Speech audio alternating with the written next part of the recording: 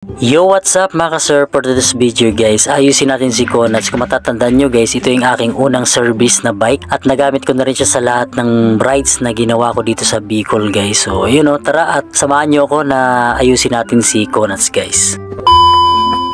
Ayan nga guys, si Conats, nakasabit lang siya dito sa may kusina namin. So almost 8 months na hindi ko siya nagamit dahil nasira yung kanyang bearing sa may tinidor or sa may manibela niya. Sa katagalan ba naman kinalawang na at ayun, nasira na talaga. At ayun nga, inabot ng 8 months na hindi ko siya naasikaso dahil medyo busy rin tayo. At ayan nga guys, kung mapapansin nyo guys, napaka-alikabok na at sobra ng alikabok. At ayan nga, sinusubukan ko yung kanyang shock. Goods pa rin yung kanyang shock guys, kaya ayan, linisan muna natin siya at okay na okay pa tong si Conats na magamit natin at ayan, ma-rides ulit natin siya. Medyo matanda na rin siya kasi nga umabot ng 5 years na rin to si Conats at kung mapapansin nyo guys, yan, napakaraming alikabok at yung kanyang upuan din sira na rin at butas-butas na at ayan nga, pinumpisan ko nang tanggalin yung kanyang mga speed switch. So ayan, tinanggal ko na rin yung kanyang sa upuan niya para malinis natin yung bar nung sa upuan at syempre nilisan ko na rin yung kanyang pedal at napakaraming kalawang at napakaraming dumi na rin sa alikabok. So, lilinisan natin maigi si Conats para maging goods na siya. At syempre, tatanggalin ko yung kanyang lumang kadena kasi almost 5 years na tong kadena na to at medyo kinalawang na rin talaga at hindi na rin pwede natin gamitin tong kadena na to kasi makalawang na siya at papalitan natin siya ng stainless. So, bumili ako ng bagong kadena niya na stainless at yun na nga guys, yan, sinasabong ko na at nilinisan ko na at binabrush ko na at para malinis na siya at maikabit na natin yung mga bagong piyes na. So, ito na nga guys yung kanyang bearing dun sa may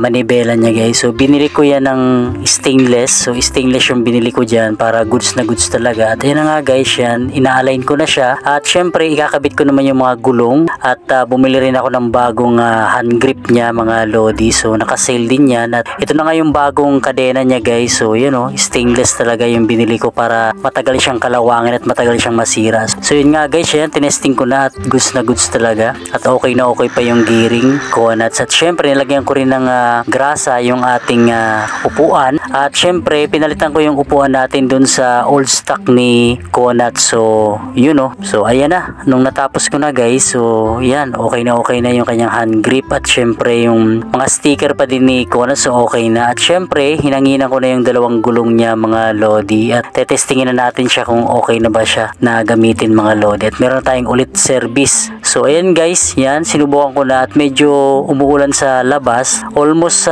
1 week to 2 weeks nang umulan dito sa Bicol guys. So inantay ko munang tumila yung ulan bago ko subukan nung kinaumagahan. At yan nga guys, goods na goods pa rin talaga si Conats guys na pang service. So ginamit ko kasi yan nung almost 3 years and a half nung pagsundo ko sa anak ko dun sa school. Nung elementary pa yung anak ko na si Aaron at si Princess din. So talagang napakalaking bagay itong si Conats. Siya yung kasing pinakauna-una kong service bago si Combi at si Greenie. Nagamit ko kasi si Conats nung pumunta ako ng Legazpi, ng Skyline dito sa may Mount Mayon at Mount Isarug sa may Hibiscus Camp. Ano ba yung kauna-unang service ninyo? Comment down below.